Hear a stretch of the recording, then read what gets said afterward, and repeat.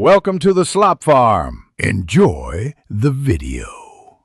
You'll begin by positioning the lamp and starting a timed session immediately. Place it about 0.5 to 1 meter from your face and slightly off-center so you're not staring directly into the bulb. Set the intensity per the device. Many use 10,000 lux and commit to a 20 to 30-minute session in the morning. Once on, read, work, or eat, you don't need to look straight at it. This helps reset circadian cues and boost alertness. Once you've started, make small adjustments to improve effectiveness. Keep good posture and angle the lamp so the top of the unit is in your peripheral sight. This stimulates the brain without glare.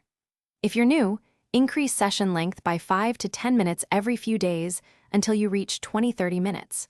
Combine exposure with consistent morning habits like light stretching or a small cup of coffee to strengthen the biological signal. Make sure to track mood and energy to gauge benefit.